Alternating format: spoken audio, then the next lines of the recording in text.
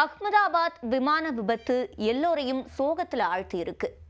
242 பேர்ல ஒரே ஒரு நபர் மட்டும்தான் உயிர் தப்பி இருக்காங்க. அந்த அளவுக்கு மிகவும் ஒரு கோரமான விபத்து அப்படின்னு குறிப்பிடலாம். இந்த விபத்தோட காட்சிகளை எல்லாம் நாம பார்த்திருப்போம். முக்கியமா அது தொடர்பா வெளியான சிசிடிவி ஃபுட்டேஜ் அதுதான் நமக்கு பல கேள்விகளை எழுப்பியிருக்கு. என்ன நடந்திருக்கும் அந்த தருணத்துல? சில நிமிடங்கள்லயே நடக்கக்கூடிய அளவுக்கு அந்த இடத்துல தொழில்நுட்ப கோளாறு ஏற்பட்டுச்சா? என்ன நடந்தது? இல்ல இது வேற ஒரு நபரோட ஃபால்ட்டா? இந்த மாதிரி நிறைய கேள்விகள் பார்க்கறவங்களுக்கு எழுது. வல்லுநர்களும் இது தொடர்பான கருத்துக்களை எல்லாம் பகிர்ந்துட்டு வராங்க. இதுல என்ன நடந்திருக்கும்? டேக் ஆஃப் ஆகும் சமயத்துல எப்படி அந்த மெக்கானிசம் ஒர்க் ஆகும்? இது தொடர்பாலா நம்ம கிட்ட பேசுறதுக்காக பேராசிரியர் திரு கருணாகரன் நம்மளோட இணைப்புல இருக்காரு. இப்ப இவற்றையும் பேசலாம். பெரும்பாலான விபத்துகள் பார்த்தோம்னா டேக் ஆஃப் ஆகும்போது இல்ல லேண்டிங் சமயத்துல தான் நடைபெறுது. ஃபிளைட் ஆக்சிடென்ட் பார்க்கும்போது என்ன நடக்கும் அந்த சமயத்துல?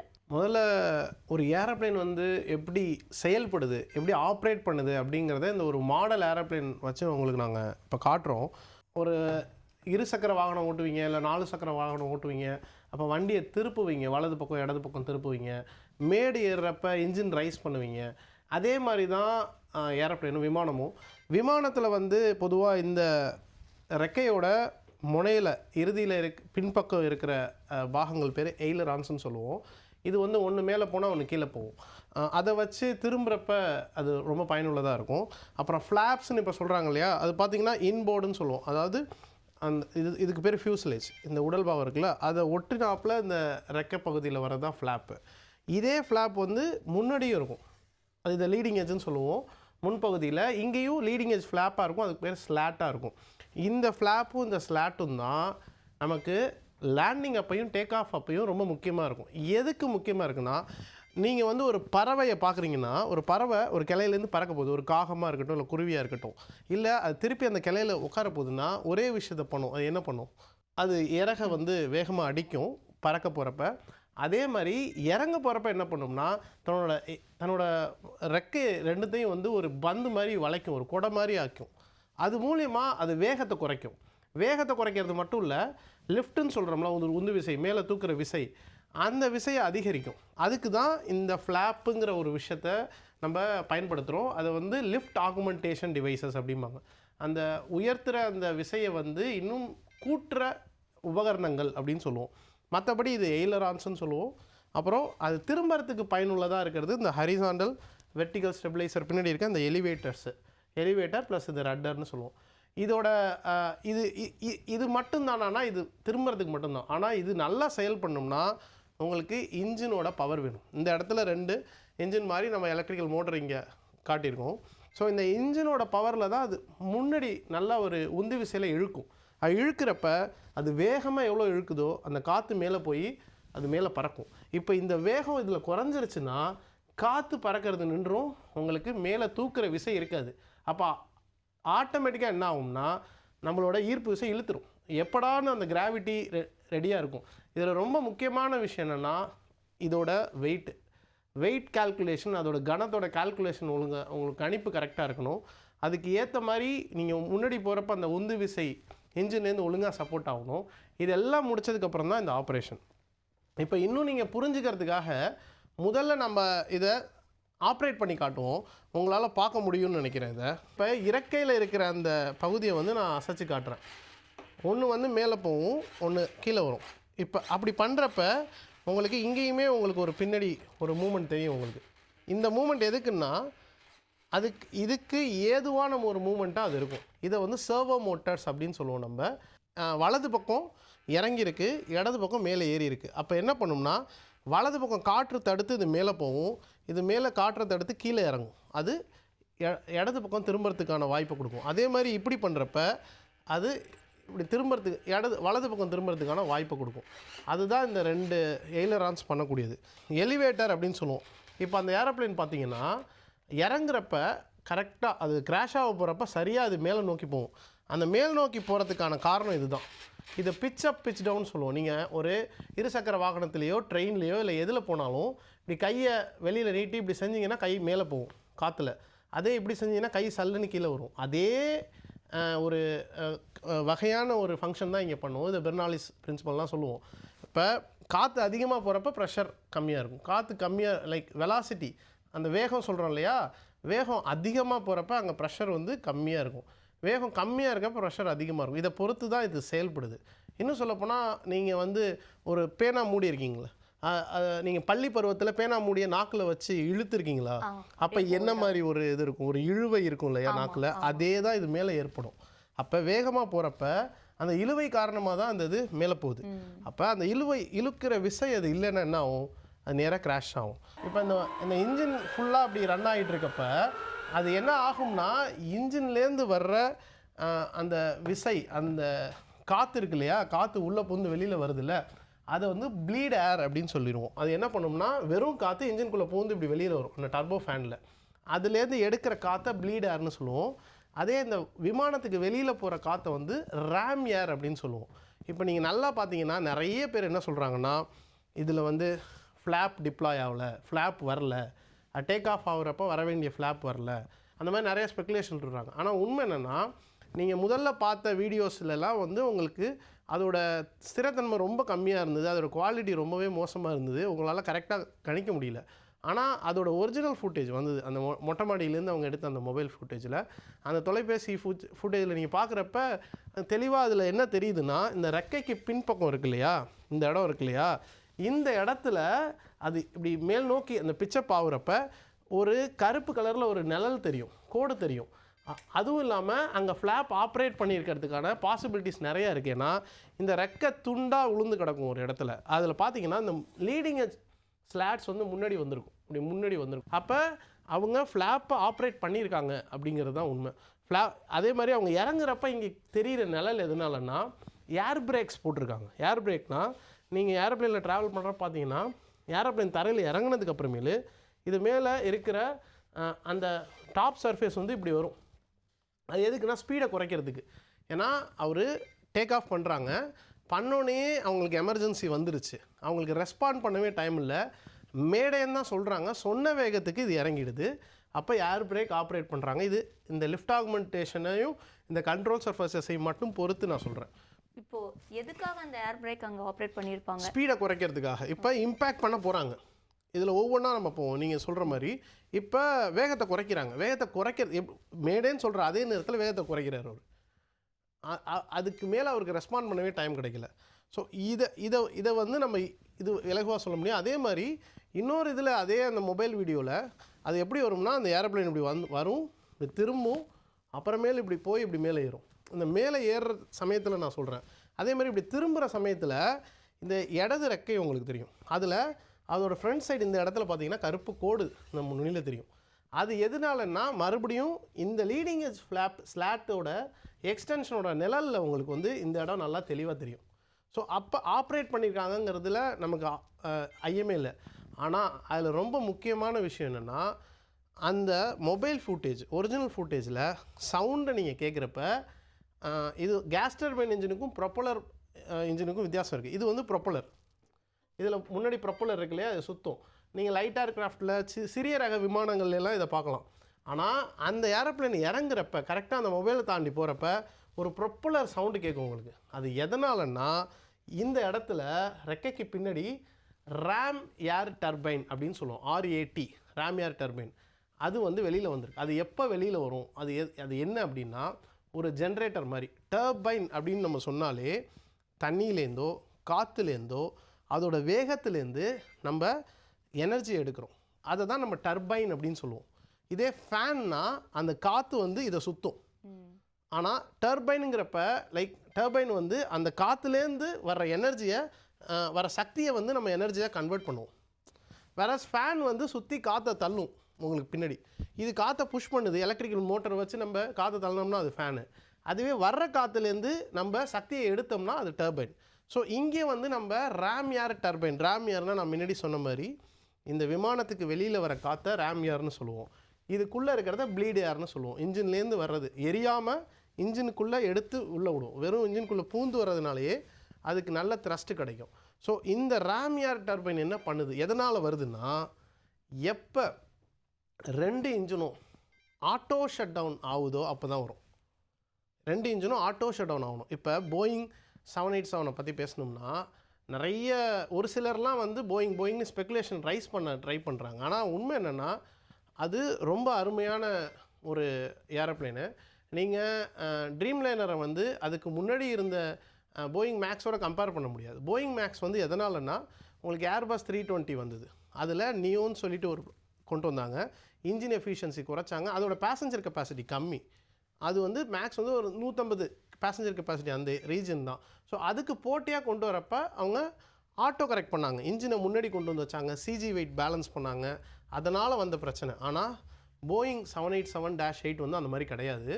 இது கெப்பாசிட்டி ரொம்ப பெருசு, அதை விட 4 மடங்கு அதிகமான கெப்பாசிட்டி, 14 மணி நேரம் 15 மணி நேரம் பறக்கக்கூடிய ஒரு ஏரோப்ளேன் அது. அதோட வயசு ரொம்ப கம்மி, 12-13 வருஷங்கிறது ஒரு 14 வருஷம் 2013 வாங்கியிருக்காங்க. ஆக்சுவலாக இப்போ 12 வருஷம் ஆயிருக்கு இன்னும் சொல்ல போனால். அந்த 12 வருஷங்கிறது ஒரு பெரிய வருஷம் கிடையாது, அது ரொம்ப சாதாரணமான ஏஜ் தான். அதெல்லாம் அதே மாதிரி அங்கே நிலவுன வானிலையாக இருக்கட்டும் இல்லை எதாக இருக்கட்டும் எல்லாமே சரியாக தான் நிகழ்ந்திருக்கு. இதை தாண்டி நம்ம என்ன பார்க்க போகிறோம்னா, இந்த ராம்யார் டர்பைன் ஷட் டவுன் ஆனது இல்லையா, இந்த இன்ஜின் ஷட் டவுனுங்கிறது ஜஸ்ட் லைக் தட் ஆயிருமானா ஆகாது. ஒரு ஏரோப்ளேனில் இந்த மாதிரி பயணிகள் விமானத்தில் எஃப்ஓடின்னு சொல்லுவோம். இப்போ இது ரன் ஆகுது இல்லையா, இப்போ நடுவில் ஏதாவது நான் ஒரு கம்பியை விட்டேன்னா அந்த கம்பியை அடிபட்டு இல்லை இந்த டேபிளில் தட்டி இந்த ப்ரொப்பலர் உடையுதுன்னு வச்சுக்கோங்களேன், அது ஒரு எஃப்ஓடி, அப்போ ஃபெயிலியர் ஆகும். இப்போ இது மேலே பறந்துட்டு இருக்கப்போ அந்த இதில் ஏதாவது வந்து பட்டுதுன்னா இன்ஜின் ஃபெயிலியர் ஆச்சுன்னா என்ன ஆகும், நான் முன்னாடி சொன்ன மாதிரி விசை இல்லாமல் அது விழுவும், இதுதான். ஆனால் அதில் நல்லா என்ன தெரியுதுன்னா உங்களுக்கு இன்ஜின்லேருந்து எந்த விதமான ஃபெயிலியரோ எஃப்ஓடிக்கான அறிகுறியே இல்லை. அப்போ இன்ஜின் ஃபெயிலியர் அங்கே ஆகலை. ஆனால் எப்படி த்ராட்டில் கட்டாச்சு, அப்புறம் இன்ஜினில் ஃபெயிலியர் எதுவும் இல்லை, அப்புறம் எப்படி கட்டாச்சுன்னா இந்த போயிங் 787 விமானம் வந்து full and full fly by wire system. Fly by wire system அப்படின்னா என்னென்னா, எப்படி நீங்கள் வந்து பழைய அம்பாசிடர் காருக்கும் இப்போ வாங்குகிற எலக்ட்ரிக் காருக்கும் வித்தியாசம் இருக்குது. இப்போ வாங்குகிற எலக்ட்ரிக் காரில் ஏதாவது கிராஷ் ஆகி ஓரமாக நின்றுச்சுன்னா உங்களால் வண்டியை ஸ்டார்ட் பண்ண முடியாது, தள்ள முடியாது, எடுத்துகிட்டு இன்னொரு இடத்துக்கே போய் சேர்க்க முடியாது. ஆனால் ஐசி இன்ஜின் இருக்கிற கார்னால் நீங்கள் தள்ளிடலாம். இதில் எல்லா சென்சரும் போய் காரு ஃப்ரீஸ் ஆகி நின்றும் ஒரே இடத்துல. ஏன் நிற்கிது? அப்போ அந்த காருக்கும் அம்பாசிடருக்கும் இந்த காருக்கும் என்ன வித்தியாசம்? அப்போ எப்படி உங்களுக்கு சென்சர்ஸ் வருதோ, ஆட்டோமேட்டட் திங்ஸ் அதிகமாக இருக்கோ, அதே மாதிரி இந்த போயிங் 787ங்கிறது ஆட்டோமேட்டட் சிஸ்டம் அதிகமாக இருக்கிறது. மற்றவங்க சொல்கிற மாதிரி ஃப்ளாப் போடாமலாம் அவங்க டேக் ஆஃப் பண்ண முடியாது. பண்ணியிருந்தால் அது ஃபஸ்ட்டு கிளைம் ஆகிருக்காது. உங்களுக்கு அந்த ஃப்ளைட் ரேடாரில் காட்டுற மாதிரி அஃப்கோர்ஸ் அவங்க ஸ்பீடு ஆல்டிடியூடை வச்சு தான் அவங்க அந்த கிராஃப் போடுவாங்க. அதில் காட்டுற மாதிரி கரெக்டான கிளைட் ஸ்லோப்லாம் இருக்குது, அது கிளைம் ஆகிறதுக்கான இது எல்லாமே இருக்குது. ஆனால் அங்கே என்ன பிரச்சனை இருக்குது அப்படின்னா, நீங்கள் ஃப்ளாப்பை அவங்க மறந்துருந்தாங்க மற்றவங்க சொல்கிற மாதிரினா, அந்த சிஸ்டம் வந்து அங்கே உள்ள அலாம் கொடுக்கும். ஒன்று உள்ள சிஸ்டம் அலாம் கொடுக்கும், அவங்களால டைரெக்டாக ஆப்ரேட் பண்ண முடியாது அம்பாசிடர் கார் மாதிரி, அது ஸ்டார்ட்டே ஆகுது. ஐ மீன் நான் எப்படி சொல்கிறேன்னா, அடுத்த கட்டம் அவங்களால எடுத்து வைக்க போயிருக்க முடியாது. அந்த சிஸ்டம் அலோவ் பண்ணியிருக்காது, அந்த கம்ப்யூட்டர் ஆகப்பட்டது கணினியாக அவங்கள அலோவ் பண்ணியிருக்காது.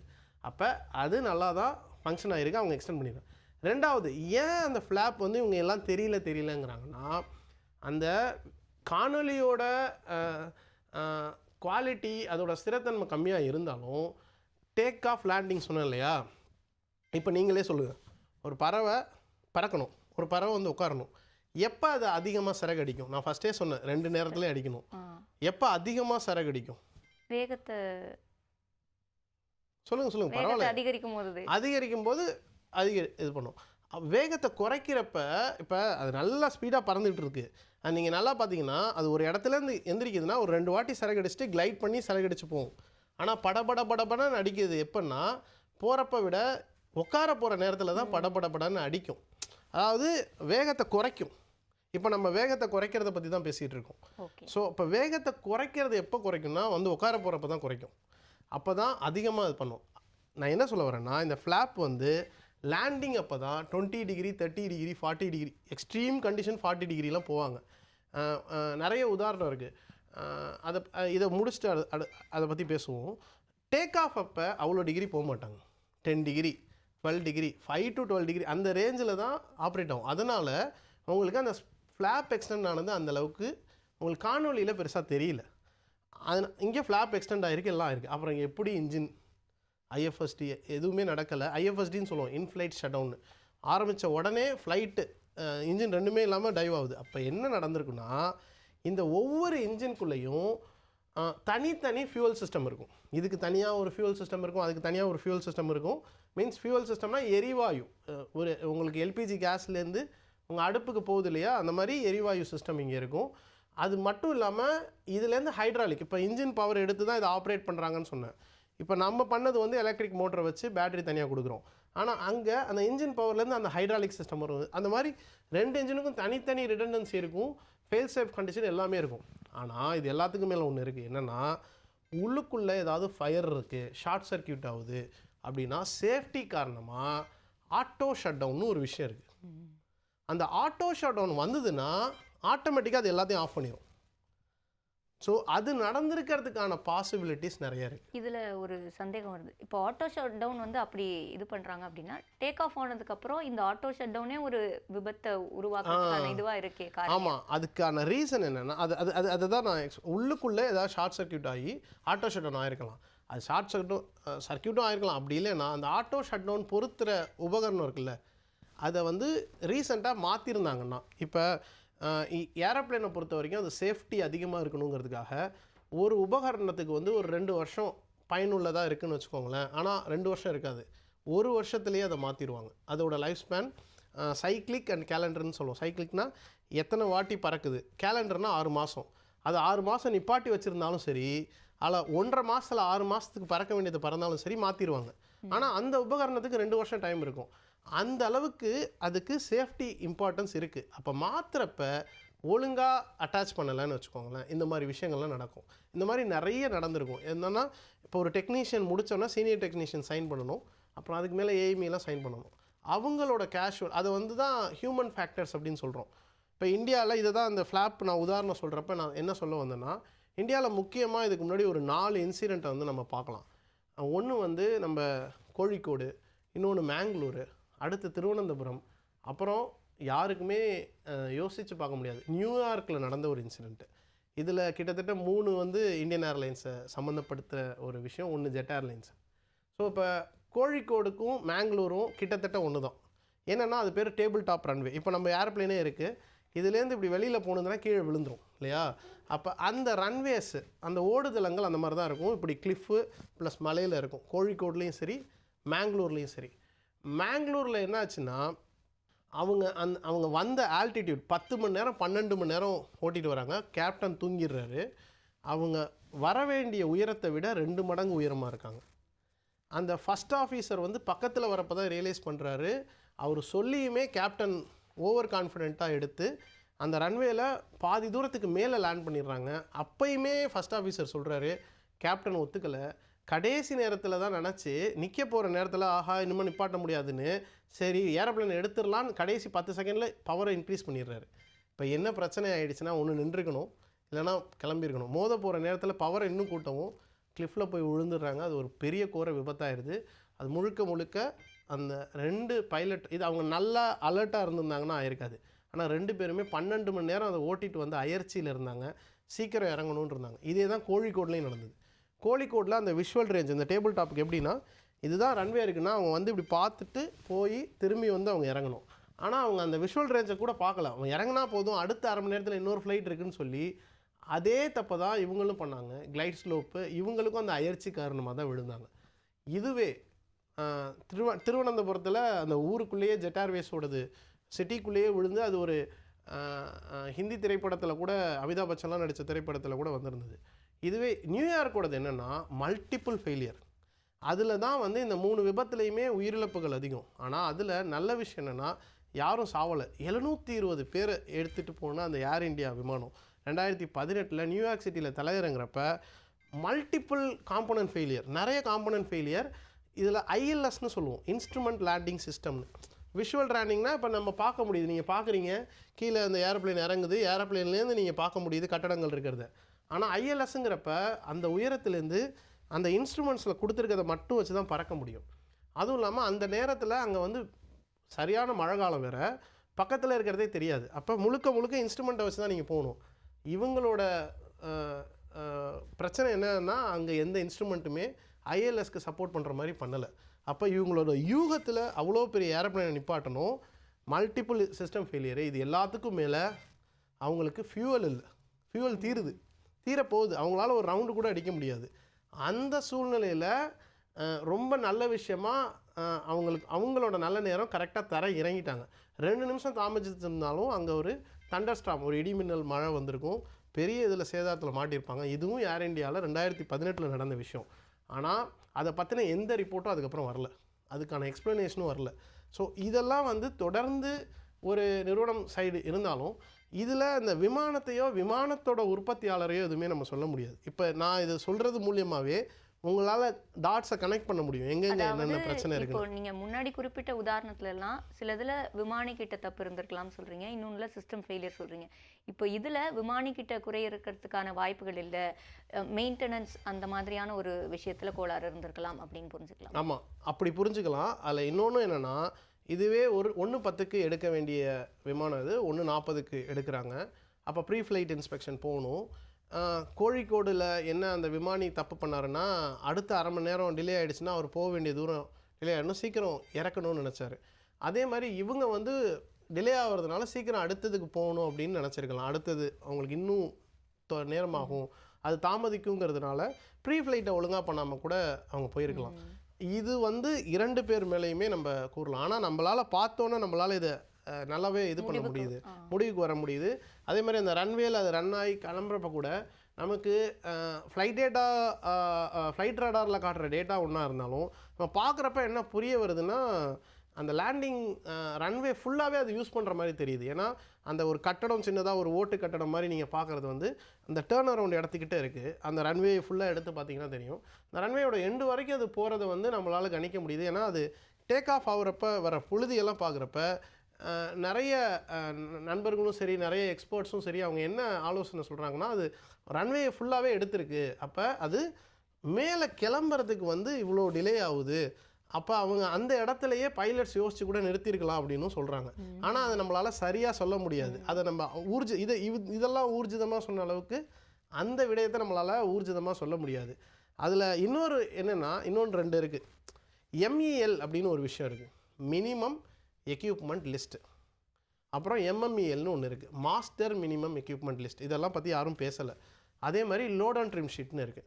இந்த MELனு என்னென்னா, இப்போ உங்கள் கார் இருக்குது, நீங்கள் 4 சக்கர வாகனம் ஓட்டுறீங்க, உங்கள் சீட் இல்லைன்னா வண்டி ஓடிடும், பேனட்டில் ஒரு கதவு இல்லைன்னா ஓடிடும். மீன்ஸ் நீங்கள் உள்ளே வைக்கிறீங்களா, அது ஏன் உங்கள் பேசஞ்சர் கதவு இல்லைன்னா கூட அது ஓடிடும், ஒரு இடத்த போய் சென்று அடைஞ்சிருவீங்க. ஒரு வீல் இல்லைன்னா போக முடியுமா? முடியாது. இன்ஜின் பழுதாயிடுச்சுன்னா போக முடியுமா? போக முடியாது. ஸ்டியரிங் இல்லைன்னா உங்களால் வண்டி செலுத்த முடியுமா? ஆக்சிலேட்டர் பெடல் ரொம்ப சின்னது தான், ஆனால் அது இல்லைன்னா, பிரேக் பெடல் இல்லைன்னா போக முடியாது. இந்த மாதிரி எது இல்லைன்னா, எது இல்லாமல் உங்களால் போக முடியுமோ அதெல்லாம் அந்த மினிமம் எக்யூப்மெண்ட் லிஸ்ட்டில் வரும்.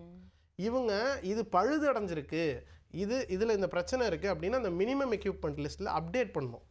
அந்த அப்டேஷன் இல்லாமல் இருந்திருக்கலாம், பைலட்டுக்கு அது மிஸ் ஆகிருக்கலாம், அடுத்தடுத்த மெயின்டெனன்ஸ் க்ரூவுக்கு அது தெரியாமல் இருந்திருக்கலாம். அப்புறம் லோட் அண்ட் ட்ரிம் ஷீட்டை தப்பாக கால்குலேட் பண்ணுறது.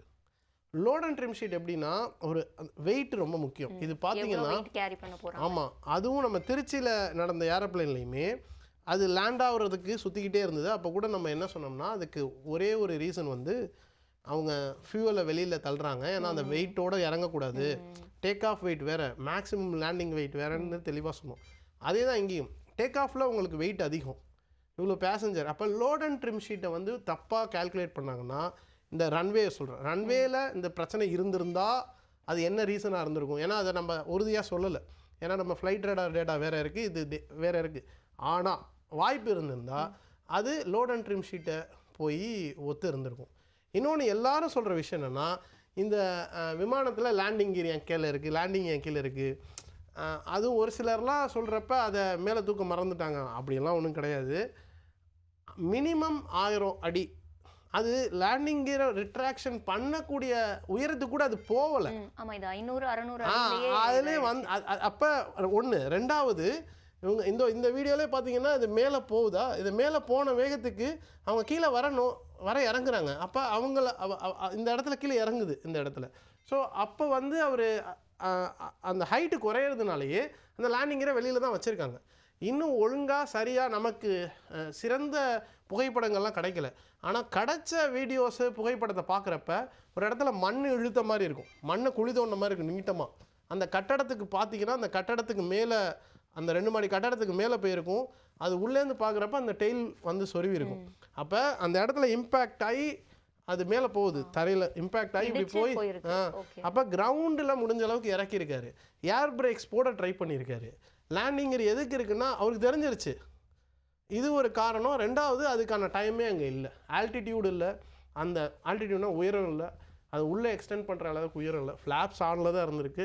ஏன்னா இந்த ரெக்கை விழுந்தப்போ இந்த போர்ஷன் மட்டும் உங்களுக்கு ஒரு ஃபுட்டேஜில் பார்க்க முடியும். அதில் பார்த்தீங்கன்னா லீடிங் எஜ் லைட் இருக்கும், லீடிங் எஜ் ஸ்லாட் வந்து எக்ஸ்டெண்ட் ஆகிருக்கும். நான் முன்னாடி சொன்ன மாதிரி லீடிங் எஜ் ஸ்லாட் வந்து எக்ஸ்டெண்ட் ஆகிருக்கும். அப்போ அது நான் அந்த கம்ப்யூட்டரைஸ் நான் சொன்னேன் இல்லையா, இதோட இது சேர்ந்து வரும். நீங்கள் காம்பி பிரேக்குன்னு பைக்லலாம் வச்சுருப்பீங்க, பேக் பிரேக் பிடிச்சிங்கன்னா ஃப்ரண்ட் பிரேக்கும் சேர்ந்து பிடிக்கும். அது எல்லா வண்டியிலையும் ஓரளவுக்கு இப்போ வந்துருச்சு 2 வீலரில். அதே மாதிரி மெக்கானிசம் தான் இது ஆல்மோஸ்ட். ஸோ அப்போ இது எக்ஸ்டெண்ட் ஆகிருக்கு, ஃப்ளாப் போட்டிருக்காங்க, ஃப்ளாப் ஆயிருக்கு நமக்கு தெரியுது, நம்மளால் பார்க்க முடியுது. அதே மாதிரி இப்போ ஏர் பிரேக்ஸை நான் சொன்னேன் இல்லையா, நம்ம அந்த மாடியிலேருந்து எடுக்கிற வீடியோ, அந்த இதில் பார்த்தீங்கன்னா நம்ம ஒரிஜினல் ஃபுட்டேஜில் இந்த இடத்துல சரியாக இந்த இடத்துல வந்து உங்களுக்கு ஒரு நிழல் விழுவுது இந்த இடத்துல. ஸோ அது எதை குறிக்குதுன்னா ஏர் பிரேக்ஸ் ஆப்ரேட் பண்ணுறாரு அவர் ஸ்பீடை குறைக்கிறதுக்காக. ஸோ இது எல்லாத்தையுமே நம்ம பார்க்குறப்ப அவங்களால முடிஞ்சதை அந்த 15 செகண்டில் என்ன பண்ண முடியுமோ அதை பண்ணியிருக்காங்க. ஆனால் இது எப்போவுமே இந்த மாதிரி விபத்துகளுக்கு 85% எது காரணமாக இருக்குன்னா ஹியூமன் ஃபேக்டர்ஸ், ஹியூமன் எரர்ஸ், மனிதரால் ஆகிற தவறுகள் தான் 85 விழுக்காடு இந்த ஏர் கிராஷில் வந்து காரணமாக இருக்குது. அப்போ எவ்வளோ ஏர் கிராஷ் நடக்குதுன்னா ரொம்ப கம்மி. இப்போ ஒரு 1 லட்சம் ஃப்ளைட்டில் ஒன்று, அதுவும் ஃபேட்டல் ரொம்ப ரொம்ப கம்மி. இது வந்து ட்ரீம் லைனர்லாம் கிராஷே ஆனது கிடையாது. இந்த மாதிரி ஒரு காரணிகளை ஆராயாமல் நமக்கு நம்ம ஒரு வியூகத்தில் வந்து ஒரு நிறுவனத்தை குறை சொல்கிறதோ இல்லை மற்றவங்க மேலே ஒரு ஸ்பெக்குலேஷன் ரைஸ் பண்ணுறதோ சரி கிடையாது. இப்போயுமே நம்ம இதெல்லாம் இருக்கிறதுனால என்னென்ன காரணங்கள் இருந்திருக்கலாம்னு தான் சொல்கிறோமே தவிர கட் அண்ட் ரைட்டாக இதான் நடந்திருக்கும், மற்றதெல்லாம் நாய்ஸ் அப்படிங்கிற மாதிரி நம்ம வந்து சொல்ல விளையில. இது வந்து கிட்டத்தட்ட நேற்று இரவு தான் வந்து நிறைய காரணங்கள் வர ஆரம்பிச்சுது. எக்ஸ்பர்ட் டீம்லெல்லாம் பகிர்ந்துக்க ஆரம்பித்தாங்க உண்மையானது என்னென்ன நடந்திருக்கலாம், எதெல்லாம் வந்திருக்கும் அப்படின்னு. எஸ்பெஷலி இந்த ரேம் ஏர் டர்பைனாக இருக்கட்டும், இல்லை ஃப்ளாப் எக்ஸ்டென்ஷனாக இருக்கட்டும், அந்த மாதிரி ஒரு விடயங்கள் எல்லாத்தையுமே நம்ம ஆராய முடிஞ்சுது. அந்த டேட்டாஸ் எல்லாமே நேற்று தான் கிடைக்க ஆரம்பிச்சிது நம்மளோட. ஆனால் அடுத்து நம்ம ஆக்சிடென்ட் இன்வெஸ்டிகேஷன் இன்னொரு 2 நாளில் ரிப்போர்ட் வந்துடும். அப்போ வந்து நமக்கு எல்லாமே வந்துடும். ஏன்னா உங்களுக்கு வந்து இந்த பகுதியில் இருக்கிற சிவிஆர், எஃப்டிஆர், டிஎஃப்டிஆர் அப்படின்னு digital flight data recorder, cockpit voice recorder, அதை பற்றி போதுமான அளவுக்கு சொல்லியிருக்கோம். இருந்தாலும் சிவிஆர்னால் காக்பிட்டில் என்ன பேசிக்கிறாங்க, என்ன மாதிரி சவுண்டு வருது, என்ன அலாரம் வருது, இது எல்லாத்தையும் ஆடியோ ரெக்கார்ட் பண்ணும் 2 மணி நேரத்துக்கு. 2 மணி நேரத்துக்கான டேட்டா அதில் இருக்கும். ஃப்ளைட் டேட்டா ரெக்கார்டரில் வந்து அதில் இந்த பகுதிகளில் ஒவ்வொரு காம்போனண்ட்டும் என்னென்ன ஆணுச்சு, அது என்ன ப்ரெஷரில் இயங்குனுது, அதோட ஆப்ரேட்டிங் கண்டிஷன் என்னவாக இருக்குது, அது நார்மலாக இருந்ததா இல்லையான்னு எல்லா டேட்டாவும் அது ரெக்கார்ட் பண்ணுவோம் டிஜிட்டல் ஃப்ளைட் டேட்டாவில். இது வந்து full and full almost computerise. அதுவும் இப்போ வந்து டிஜிட்டல் ட்வின்னிங்கை நோக்கி போயிட்டுருக்கோம். டிஜிட்டல் ட்வின்னிங்னா ஒரு ஏரோப்ளேன் மேலே பறக்கிறப்ப நம்ம இங்கேருந்தே மேனுஃபேக்சரால் சொல்ல முடியும் என்ன கண்டிஷனில் அது இருக்குது, இப்போ என்ன போயிட்டுருக்குன்னு. அதை நோக்கி போயிட்டுருக்கோம். இந்த நேரத்தில் வந்து நம்ம பழைய விமானம் மாதிரி மறந்து போய் ஒன்று போடுறதுக்கோ இதுக்கு மேலே அதை போடுறதுக்கோ வாய்ப்பே கிடையாது. இது வந்து லைட் ஏர்க்ராஃப்ட்லேயோ இல்லை ஃப்ளை பை ஒயர் இல்லாத ஏரோப்ளைன்ஸில் தான் அந்த காலத்தில் ஃபுல் மேனுவலில் இருந்தது. ஆனால் இது அப்படி கிடையாது. இன்னும் சொல்லப்போனால் அந்த மேங்களூர் இன்சிடெண்ட்டோட பெரிய ப்ராப்ளம் என்னென்னா ஆட்டோ பைலட்டை அந்த கேப்டன் ஆஃபே பண்ணிடுறாரு. அது அலாம் பண்ணிக்கிட்டே இருக்கிறப்ப ஆட்டோ பைலட்டே ஆஃப் பண்ணிடுறாரு. ஏதாவது பண்ணலான்னு இதை ஆஃப் பண்ணுறேன். இல்லை நான் கான்ஃபிடென்ட், நான் இறங்கியே ஆகணும் அப்படிங்கிற அந்த ஸ்ட்ரெஸ்ஸில் இருக்கேன். நீங்கள் ஒரு 12 மணி நேரம் கார் ஓட்டிகிட்டு போகிறீங்க ஒரு இடத்துல, உங்களையே அறியாமல் வேகமாக செலுத்துவீங்க வண்டியை, சீக்கிரம் போய் சேரணும் அப்படின்னு. அதுதான் மேங்களூர் இன்சிடெண்ட்டுக்கு வந்து காரணமாக அமைஞ்சுது.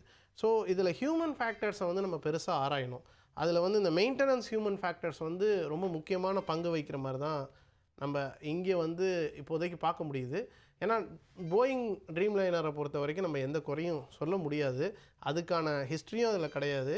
நல்ல ரிடண்டன்சி இருக்கக்கூடிய ஒரு ஏரோப்ளைன் அது. அதில் இருக்கிற சிஸ்டம்ஸாக இருந்தாலும் சரி, அதோட ஹிஸ்ட்ரியாக இருந்தாலும் சரி, ஏதோ ஒரு நிறுவனத்தில் வந்து நிறைய பொருட்கள் வரும். ஒவ்வொரு ஏரோப்ளைனும் ஒவ்வொரு மாதிரி ஆக்சுவலாக. அப்படி இருக்கிறப்ப இந்த ஏரோப்ளேன் வந்து இன்னொரு ஏர்க்ராஃப்டோட கம்பேர் பண்ணவே முடியாது. இன்னும் சொல்ல போயிங்கோட ஸ்டாக்ஸ் எல்லாம் கிராஷ் ஆகிடுச்சு. ஒரு $10 குறைஞ்சிது இந்த இந்த இந்த இதில் ஓவர் நைட்டில். அது ஆனால் திருப்பி ரீகெயின் ஆகும். இந்த ரிப்போர்ட்டெல்லாம் வந்ததுக்கப்புறமேலு என்னங்கிறது தெளிவாக தெரிஞ்சிடும். ஏர் இந்தியாவிலே இந்த ஏரோப்ளேனே 27 ஏரோப்ளேன் இருக்குது. எல்லாருக்குமே ஒரு அச்சத்தை ஏற்படுத்துறது வந்து சாதாரணமான ஒன்று தான், இயற்கையானது தான், அதை நம்ம தவிர்க்க முடியாது. ஆனால் அதே நேரத்தில் அந்த அச்சத்துக்கு ஆதாரம் இருக்கா, ஒரு அதுக்கு அடிநிலையில் உண்மையான விடயங்கள் என்னங்கிறத வந்து நம்ம ஆலோசித்து நம்ம அறிவியல் சார்ந்து முடிவெடுக்கணும். இப்போ இதில் இன்னொரு விஷயம் என்ன அப்படின்னா, நல்வாய்ப்பா ஒரு பயணி உயிர் தப்பிட்டார். அவர் இருந்த அந்த சீட்டை தான் மென்ஷன் பண்ணுறாங்க, எமர்ஜென்சி பக்கத்தில் இருந்தது. அவர் என்ன சொல்லியிருக்காரு இப்போ கொடுத்த பேட்டியிலனா, நல்ல வேளையா என்னோட சீட்டே கரண்ட் வெளியில் வந்துருச்சு அப்படின்னு சொல்லியிருக்காரு. இப்போ ஒரு ஃப்ளைட் ஆக்சிடென்ட் பார்க்குறோம், நம்ம விஷுவல்லே வந்து எவ்வளோ அது ஃபயர் ஆகி போயிருக்கு. இப்போ உடல் அடையாளம் காண முடியாத அளவுக்கு அது ஆயிருக்கு. ஆனால் அவர் எந்திரிச்சு நடந்து வராரு. ஸோ அந்த நிமிடத்தில் அவருக்கு என்ன நடந்தது? அவர் அந்த இந்த உணர்வு அவர்கிட்ட தான் கேட்கணும். ஆனால் இது அவரோட நல்ல நேரம்னு தான் சொல்ல முடியும். இது ஒரு குட் ஃபார்ச்சூன் தான், வேறு எதுவுமே சொல்ல முடியாது. அப்படி பார்த்தா அன்னைக்கு மத்தியானம் போய் அந்த கேன்டீனில் சாப்பிட்டுட்டு இருந்த பசங்களோட நிலைமை, அவனுங்க ஏரோப்ளேனில் போகல, எங்கேயுமே இல்லை. இது வந்து முழுக்க அவருக்கு நடந்த எமர்ஜென்சிங்கிறது வந்து எங்கள் 4 இடத்துல இருக்கும். பின்னாடியும் இருக்கும், இந்த சைட்லேயும் இருக்கும். இன்ஜினுக்கு முன்னாடி இருக்காது, இன்ஜினுக்கு பின்பக்கம் இருக்கும். ஏன்னா இது லைக் இங்கே இந்த ரெக்கைக்கு மேலேயும் இருக்கும், இந்த 4 சைடில் இருக்கும். மற்ற இடத்துல இருந்தவங்க ஏன் பிழைக்கல? இதே 11Aக்கு இந்தண்ட சைடு அதுக்கு அப்படியே அட்ஜசென்ட்டாக எமர்ஜென்சி இருக்குது. அந்த டோருக்கு முன்னாடியும் ஒருத்தவங்க, பின்னாடியே ஒருத்தவங்க, இவருக்கும் முன்னாடியே ஒருத்தவங்க, பின்னாடி. இது வந்து அவருக்கு அமைஞ்ச ஒரு நல்ல விஷயம்தான் சொல்லுவோம். அவ்வளோதான். அவருக்கு நடந்த ஒரு யதார்த்தமான ஒரு நல்ல விஷயம், அவங்க குடும்பத்துக்கு அது ஒரு நல்ல விஷயம், அப்படி தான் சொல்லுவோம். அதே மாதிரி இந்த ப்ளீட் ஏரை பற்றி நான் சொன்னேன் இல்லையா, இன்னொரு செய்தி என்னென்னா, அதுக்கு நாள் போன ஒரு பயணி வந்து ஏசி வரல, இது பேட்ரி ஆப்ரேட் ஆகலை அப்படின்னு சொன்னதெல்லாம் வந்து அது சாதாரண ஒரு விஷயந்தான். என்னென்னா இன்ஜின் ரன் ஆகுது, இன்ஜின் ஸ்டார்ட் பண்ணுறோம் இல்லையா, ஸ்டார்ட் பண்ணுறப்ப இந்த ப்ளீட் ஏர்னு நான் சொன்னேன்ல, இன்ஜின்குள்ளே போய் அது மூலியமாக தான் ஏர் கண்டிஷன்லாம் ஆப்ரேட் பண்ணுவோம். அதை ஷட் டவுன் பண்ணி வச்சுருப்பாங்க, அதை ஆஃப் பண்ணி வச்சுருப்பாங்க. டேக் ஆஃப் ஆகிற டயத்தில் தான் அதை வந்து ஆன் பண்ணுவாங்க. அதுக்கும் இதுக்கும் சம்மந்தமே கிடையாது. அப்போ அந்த மாதிரி இதை தான் சொல்கிறேன், இந்த மாதிரி தவறான விடயங்கள் எல்லாத்தையும் ஸ்பெக்குலேஷன்ஸாக க்ரியேட் பண்ணி இது இப்படி இருக்கும், அது அப்படி இருக்குன்னு அவர் வேறு ரொம்ப பரபரப்பாக அவர் வாகனத்தில் போயிட்டே இருக்கப்பெல்லாம் ஆடியோ போடுறாரு. அதை தேசம் ஃபுல்லாக பார்க்குறாங்க. இது எதை பாதிக்கும்னா, நம்ம இப்போ உங்கள் கார் இருக்குல்ல, நீங்கள் கார் வச்சுருப்பீங்க, பைக் வச்சுருப்பீங்க, எவ்வளோ சர்வீஸ் ஸ்டேஷன் இருக்குது? விற்கிற இடம் அதிகமாக இருக்கா, சர்வீஸ் அதிகமாக இருக்கா? சர்வீஸ் அதிகமாக இருக்கு இல்லையா? உங்களோட சரி பண்ணுற பழுது பார்க்குற இடம் நிறையா இருக்குது. ஆனால் ஏரோப்ளேனில் இந்தியாவில் எத்தனை சர்வீஸ் சென்டர்ஸ், அதாவது MRO, மெயின்டெனன்ஸ் ரிப்பேர் ஓவரால் எவ்வளோ இருக்குது? கம்மி. ஏன் கம்மி? ஏன்னா இங்கே பயணிகள் விமானம் பறக்குதுல்ல, அதில் 81% பயணிகள் விமானத்தை நம்ம ஏர்லைன்ஸ் ஓன் பண்ணல, அதை லீஸ்க்கு எடுத்து ஓட்டிகிட்டு இருக்கோம். அப்போ ஓனர்ஸ் வெளியில் இருக்காங்க, அவங்களோட ஏரோப்ளேனை இங்கே நம்ம மெயின்டெனன்ஸ் பண்ணுறதே இல்லை. இப்போ வருமானங்கிறது விற்கிறதுல இருக்கா, மேற்கொண்டு சர்வீஸில் இருக்குமா? சர்வீஸில் தான் உங்களுக்கு வந்து வருமானம் அதிகம், வணிகம் அதிகம்.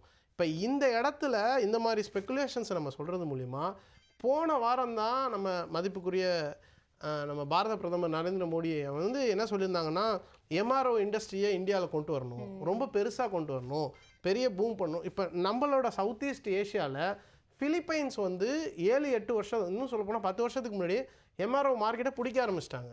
பைலட்டிங் அங்கே அவ்வளோ இருக்குது. நம்ம இங்கே ஓப்பன் ஸ்கை பாலிசி கொண்டு வந்துமே போதிய அளவுக்கு இன்ஃப்ராஸ்ட்ரக்சர் கொண்டு வரல. ATC அதிகமாக கிடையாது, ரேடார்ஸ் அதிகமாக கிடையாது. இன்னும் சொல்லப்போனால் அந்த மேங்களூர் விபத்தில் வந்து கோழிக்கோடு விபத்தில் சரியான ரேடார் கூட அந்த நேரம் அன்னைக்குன்னு பார்த்து ரேடார் சரியாக செயலாகாதது கூட ஒரு காரணமாக இருந்தது. இந்த மாதிரி இன்ஃப்ராஸ்ட்ரக்சர் நம்ம இன்னும் அதிகப்படுத்த வேண்டிய நிலைமை இருக்குது. உங்களுக்கு தெரிஞ்ச ஒரு 4 பிஸி ஏர்போர்ட் சொல்லுங்களேன். சென்னை, டெல்லி, பெங்களூர். இப்போ லோ காஸ்ட் ஏர்லைன்ஸ்னு சொல்கிறோம்ல, அதாவது மலிவு விலையான அந்த ஏர்லைன்ஸு, விமான ஓட்டி நிறுவனங்கள்லாம், விமான நிறுவனங்கள், அது ஏதாவது ஒரு 3 சொன்னீங்கன்னா, அது ஏதாவது இது இல்லாத மற்ற இடத்துல லேண்ட் ஆகுதா? கிடையாது. அது எல்லாமே ஹை காஸ்ட் டெர்மினல்ஸில் தான் லேண்ட் ஆகுது. இன்டர்நேஷ்னல் ஏர்போர்ட்டில் தான். நீங்கள் ஒரு 6000 செலவு பண்ணிங்கன்னா 3000-4000 ஏர்போர்ட்டுக்கு தான் நீங்கள் செலவு பண்ணுறீங்க. அப்போ நமக்கு Tier 2 ஏர்போர்ட்ஸ் ரொம்ப கம்மி. லோ காஸ்ட் ஏர்லைன்ஸ்னு சொல்கிறதே கிமிக்குன்னு தான் சொல்ல முடியும். லோ காஸ்ட் மலிவுலேன்னு உங்களுக்கு டிக்கெட்டு ஏர் காஸ்ட்டுங்கிறதே ரொம்ப கம்மி தான். ஸோ இங்கே அந்த மாதிரி ஒரு போட்டி நிலவுது. ஆனால் இங்கே மெயின்டெனன்ஸ் அது ஆப்ரேஷன்ஸ் இருக்குது, ட்ராவல்ஸ் எல்லாருமே வச்சுருக்காங்க. அந்த ட்ராவலோட வண்டி வாகனத்தை வந்து எங்கே பழுது பார்க்குறாங்க, எங்கே எம்ஆர்ஓனா இந்தியாவுக்குள்ளே கிடையாது, வெளியில் எடுத்துகிட்டு போயிடுறாங்க. ஏன்னா அந்த வண்டியோட ஓனர்ஸ் இல்லை. அப்போ இங்கே மார்க்கெட்டு பெருசாகணும். மார்க்கெட் பெருசாகணும்னா ஸ்கில், அதில் திறன், ஸ்கில் டெவலப்மெண்ட் வரணும், இன்ஃப்ராஸ்ட்ரக்சர் வரணும். இதிலெல்லாம் கவர்மெண்ட் ஒர்க் பண்ணிகிட்டு இருக்காங்க. இன்னும் சொல்லப்போனால் ஃபியூவல் வந்து நம்ம யூஎஸ் டாலர் பொறுத்து தான் அது மாறிக்கிட்டே இருக்கும். அதை பொறுத்து தான் நம்ம பே பண்ணுறோம். நம்ம அதுலேயே நிறைய பிரச்சனைகள் இருக்குது. இன்றைக்கி இருக்கிற ஃபியூவல் விலை, நாளைக்கு இருக்கிறது, இது ஃப்ளக்சுவேஷன்ஸ் வந்து ஏர்லைன்ஸ்லேருந்து எல்லாத்தையும் பாதிக்கும். இது எல்லா வணிகத்தையும் இங்கே இந்த மாதிரி அந்த ஒரு நம்ம சகோதரர் வந்து ஒரு வீடியோ போட்டார் இல்லையா, ஒரு வலைத்தளத்தில் பேசினார் இல்லையா, இது சரியில்லை அது சரியில்லைன்னு. அதை பற்றி ஒழுங்கான புரிதல் இல்லாமல் பண்ணுறது வந்து, அதுவும் தேசம் முழுக்க அந்த வீடியோ போகிறப்ப பல பேரோட மனநிலையை கொண்டு போகிறப்ப அது நம்மளோட முன்னேற்றத்தை தான் இழுத்து பிடிக்கும். இன்றைக்கி தேசம் இருக்கக்கூடிய சூழ்நிலையில் தெரியாத ஒரு சில விஷயங்களை, நம்மளோட பொருளாதாரத்தை பாதிக்கப்படக்கூடிய விஷயங்களை நம்ம தவிர்க்கிறது நல்லது. அதை பற்றி இன்னும் தெளிவாக தெரிஞ்சுக்கிட்டு அந்த புரிதலோட அதை அணுகுனோம்னா அது இன்னும் நல்லாயிருக்கும். இப்போ இறுதியாக இந்த விபத்தை பற்றியே பேசி முடிச்சிடலாம். கண்டிப்பாக இந்த விபத்தை தவிர்க்கிறதுக்கு இப்போ நாம் எப்படி தயாராக வேண்டியிருக்கு இந்த மாதிரியான விஷயங்களை? ஹியூமன் ஃபேக்டர்ஸுங்கிறது தான் ரொம்ப முக்கியம். இப்போ நம்ம சொன்ன மாதிரி, இப்போ நீங்கள் இருக்கீங்க காலையிலேருந்து நைட்டு வரைக்கும் தொகுத்து வழங்குறீங்கன்னா உங்களால் ஒரு இடத்துல நிற்க முடியாது இல்லையா, அதை நம்ம புரிஞ்சுக்கணும். அதில் வந்து ஒரு 12 ஹியூமன் ஃபேக்டர்ஸ் இருக்குது.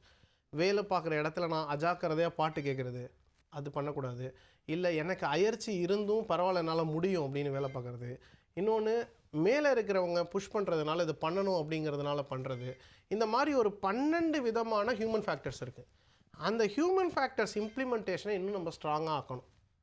அதே மாதிரி டிஜிசிஏ வந்து இயாசாக்கு ஈக்குவலாக மெயின்டெனன்ஸ் ஏஎம்இ ஸ்கூல்ஸ் எல்லாம் கொண்டு வர முயற்சி பண்ணாங்க. ஆனால் அதோட முயற்சி வந்து அந்தளவுக்கு இம்ப்ளிமெண்ட் சரியாக ஆகலைன்னு தான் சொல்ல வரணும். அந்த இடத்துலையுமே நமக்கு ஒரு ஸ்ட்ராங்கான இது தேவை. ப்ளஸ் ஒரு இடத்துல வேலை பார்க்குற சூழல், ஒரு நிறுவனத்தில் வேலை பார்க்குற சூழல் வந்து அங்கே இருக்கிறவங்க எக்ஸ்பீரியன்ஸ்டாக இருக்கணும். அங்கே இருக்கிறவங்களுக்கு கரெக்டான முடிவெடுக்கிற திறமை வரணும். ஒரு இதில் பழுதுனா பழுது பார்க்க முடியுமான்னு பார்க்கணும். அதை மாற்றிட்டு போட்டுட்டு பறக்கக்கூடாது.